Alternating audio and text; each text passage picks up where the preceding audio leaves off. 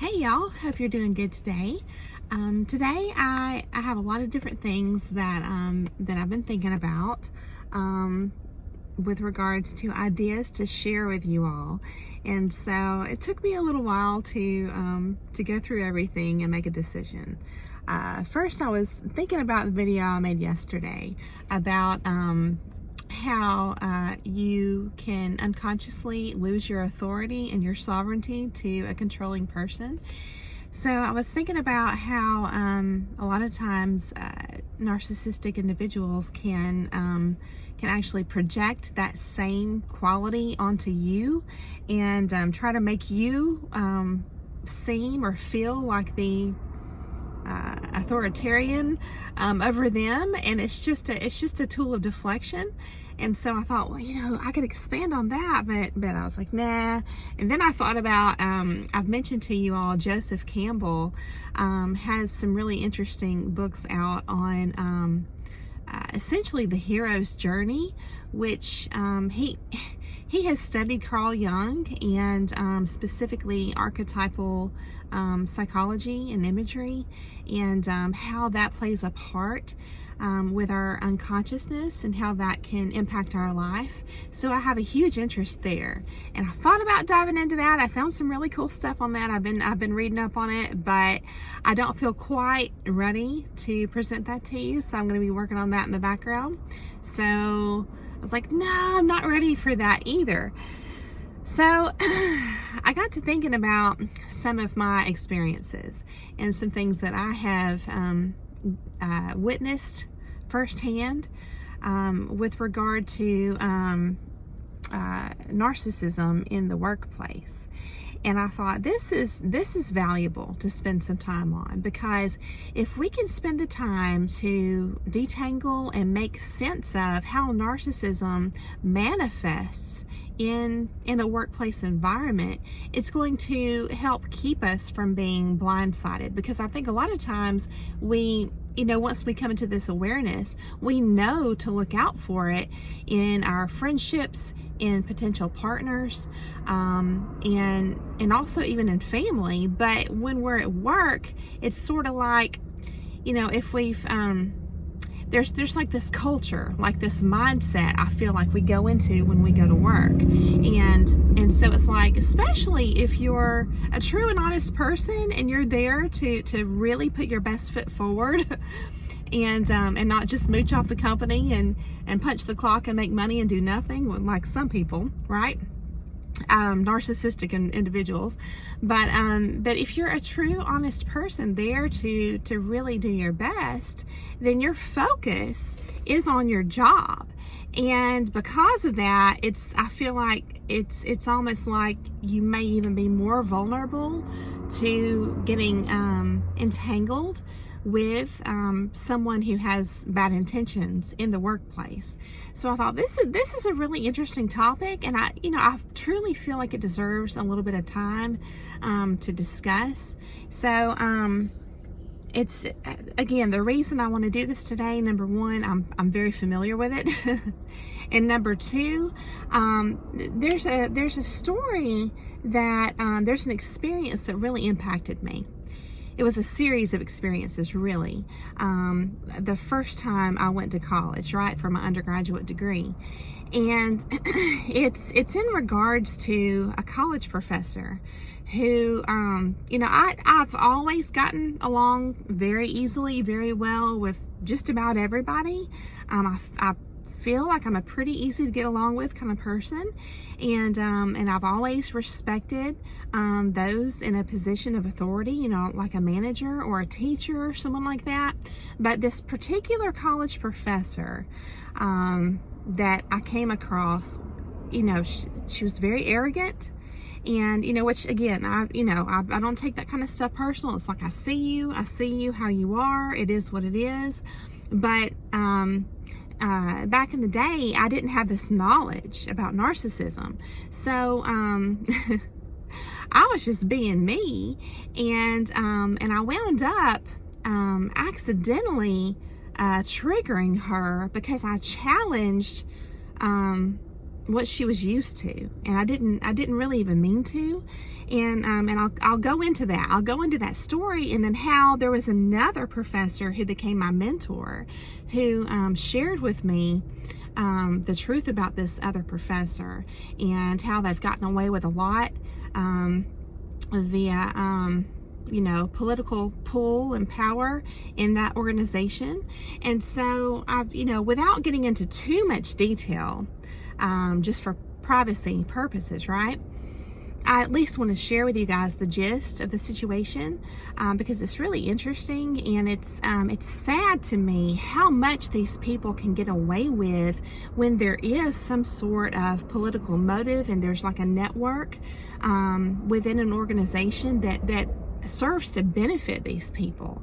And so, we kind of all know this, on some level.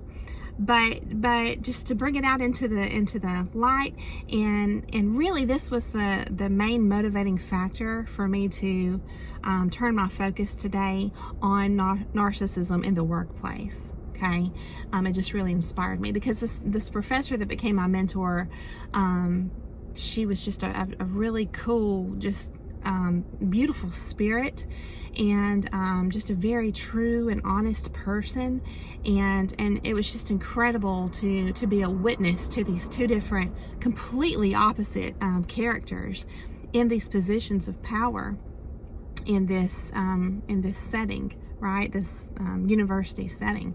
So just really, really interesting. So let's go ahead and get started with that story, and then we'll start talking about just narcissism in the workplace in general.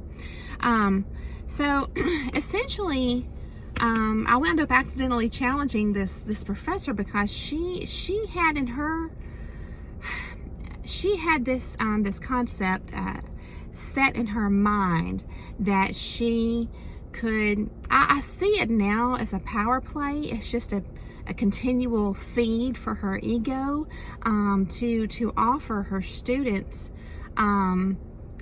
help out in the real world if they would tailor their academic choices based on her demands. Okay, but the thing is, to achieve the degree that that we wanted to achieve, there were some slots with the classes that were our choice. They were supposed to be our choice, right? And so I had already made my decision on those free spots, right? The electives. And so when I went to have this initial meeting with this person, she was very put off that I had already taken the authority, right? Like we were talking about yesterday. She was very put off that I went ahead and took that liberty to go ahead and make those decisions for myself, because she was planning on doing that for me. And so I just let her know, this is what I want to do. And I had no intention of this, just inflaming this person, but it did. And I realized real quick that this was taken as a huge sign of disrespect. It certainly wasn't meant to be. I was totally within the rules of the freedoms that we had with our choices, with our academics, and it was just kind of bizarre. Well, unfortunately, some of the classes that I had to take required that I took some of this person's classes, and so I was treated very, very differently. And I was really, I feel like it would have qualified as being bullied or harassed, because I was bringing my best work forward, and I was just being intimidated, with getting in my face and telling me that I didn't even try, and, things like this. And so I almost quit. I literally almost quit. And I stopped going. And then, this has been many years ago. I can't remember if this other professor reached out to me or if I reached out to her. But we had a meeting, and she said, is the issue of you not wanting to come back due to this other professor? And I said, yes. And she said, close the door. I closed the door and we had a discussion. And I found out a lot of things about this person and how it went way beyond trying to control students. It was just a lot of unethical behavior within the organization in general, and it seemed like there were politics involved. So I'll leave it at that. I don't want to go into too much detail there, except to say that that was one of the first experiences I had that just really, like firsthand, that just really woke me up to how incredibly cruel and selfish and brazen these people can be. Even taking credit for things they didn't even accomplish. Just bizarre stuff. So that's just a quick little summary of my inspiration for today. So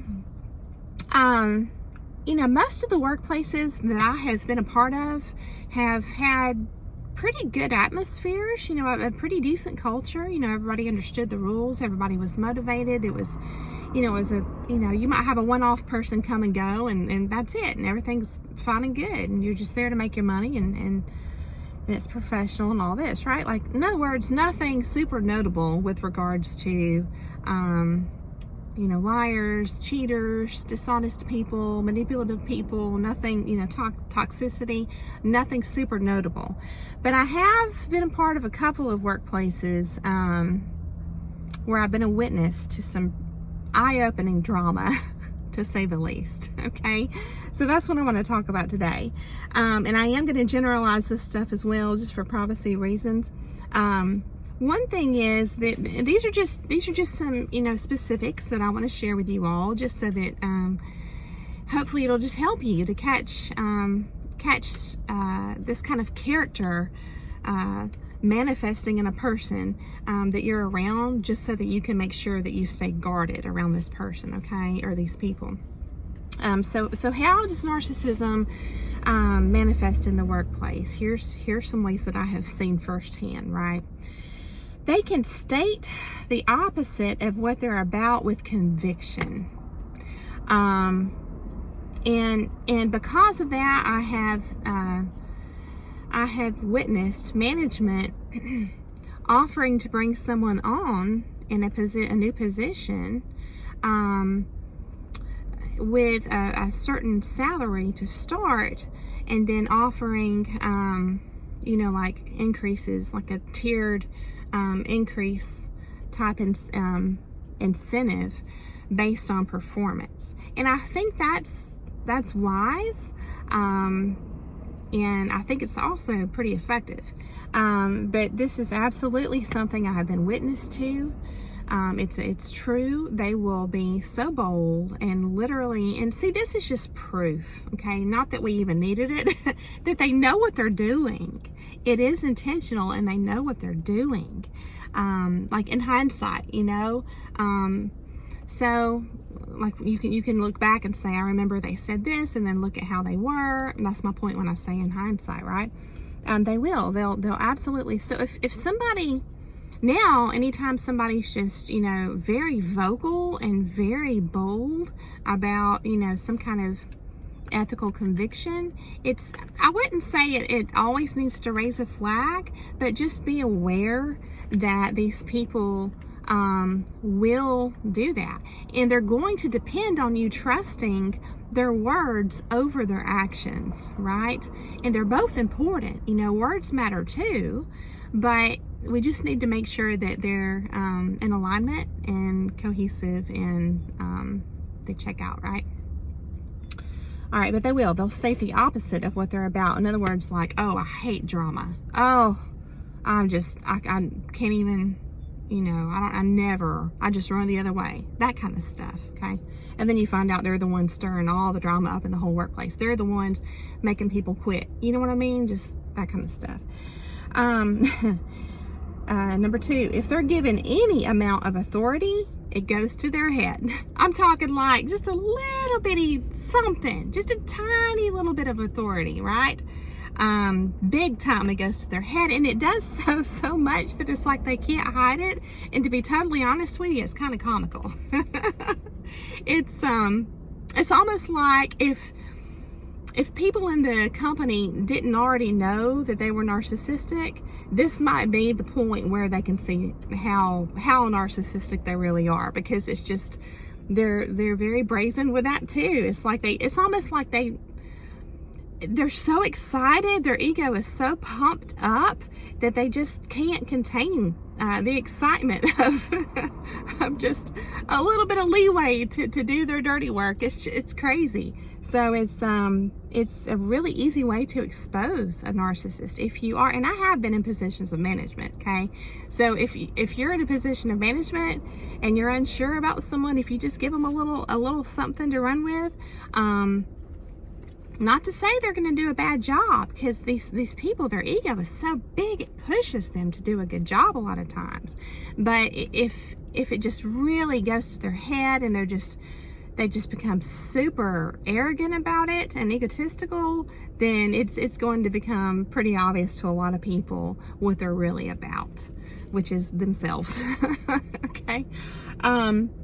And then what they'll do is they'll take this tiny little bit of power they have, and they'll try to interject control or to impose control over everything. It's like they'll take like a position that's really like this, and they act like they're, the president. You see what I'm saying? It's like they just overinflate it once they do receive that promotion or whatever. So and because of this, because they have now stepped into this zone in their imagination of this super importance, because of that, they become overly sensitive to criticism, right? They probably were beforehand anyway, but especially now. It's like anything at all, even like just constructive, respectful criticism that's meant for good is just, they can't hardly tolerate that at all.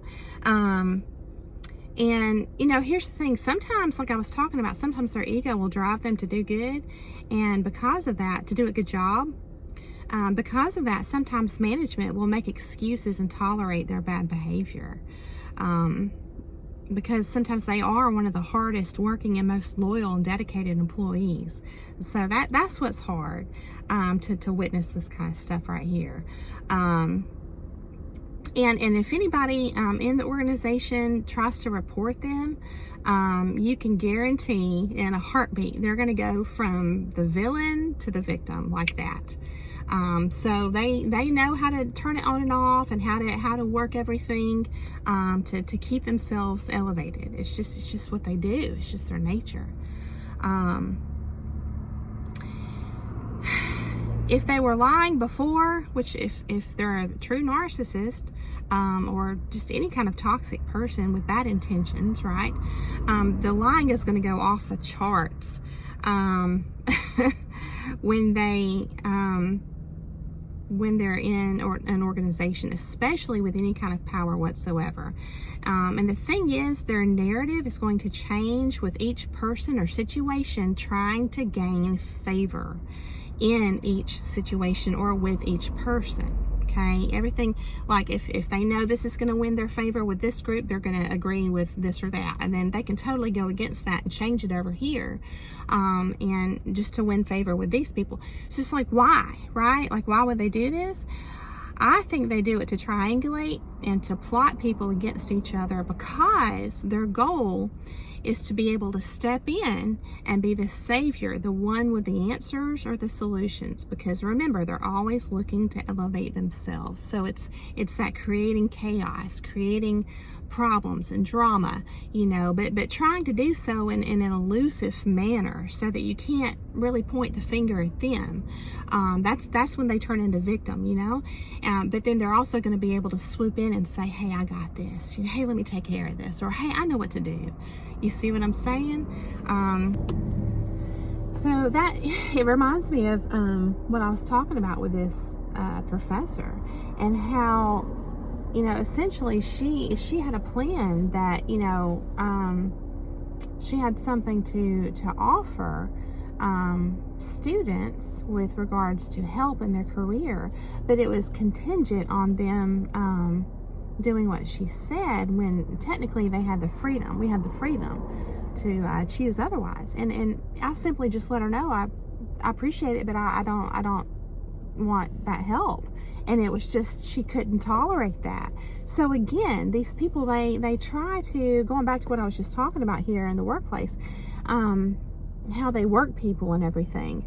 It's ultimately, I think the goal is so that they can step in and look like, you know, the one with all the answers, the one that can solve the problem or be the savior. In other words, they just want to look good, make themselves look good, elevate themselves, you know, all the time. And that's the motivating factor. And so, and again, if they're not causing drama, they're bored. Okay. They're going to exploit their position to push and plow down boundaries on the personal level. Okay, if they're given, again, I've seen all of this stuff.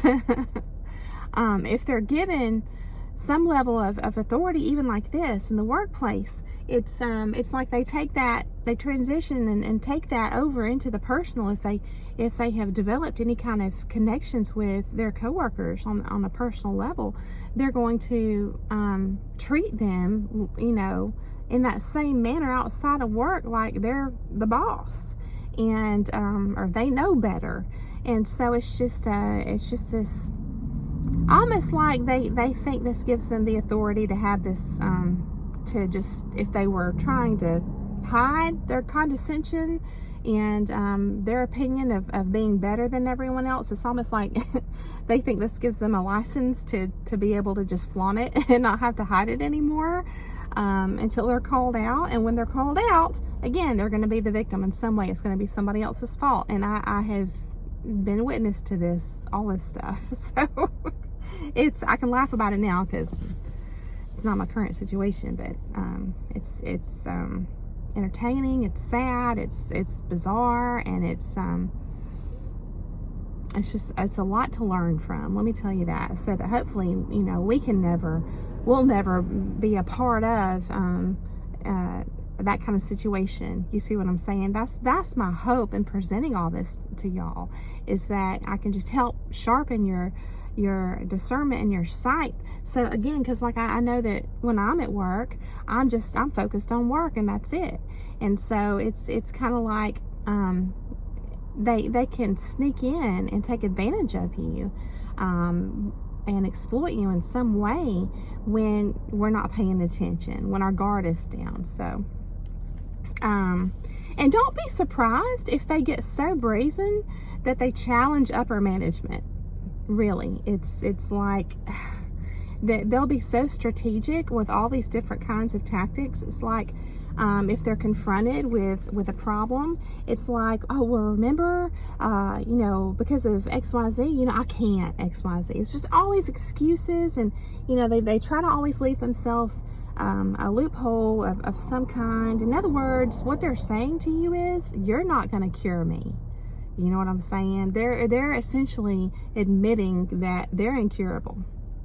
And so we just need to take that to heart. You know, okay, you've shown me who you are, and you've stood by that. And like if you were in the management position as an example, and this person, you're trying to work with them, and it's just not working. They're not going to be willing to change and grow like healthy human beings want to change, want to learn and grow and change, right? They're not going to do that. So they're always going to find a way to stand their ground on being who they are. And so management gets into a situation where they have to weigh it out.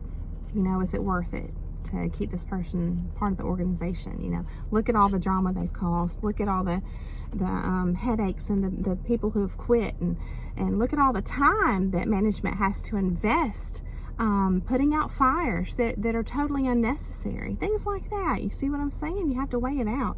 And the thing is, when they're first brought into the organization, they can mimic the qualities of a really great candidate, but they can't, when they're interviewing, but they can't keep the job. They can't keep it because it was fake to begin with. And so, yes. I hope that this has been entertaining for you. I feel like I have a whole lot more I could say on it, but I ran out of my notes, so I guess I covered everything. And I just, I'd love to hear anything that you want to share. I would just encourage you to make sure you generalize and just consider safety and privacy when you're commenting on a public platform. And I know you know that. I just feel like I should say it. So thanks again for listening, and I hope you enjoyed it. I hope that you're inspired in some way, and that I've given you some things to think about. And I hope that you have a beautiful day, and I will see you again very soon.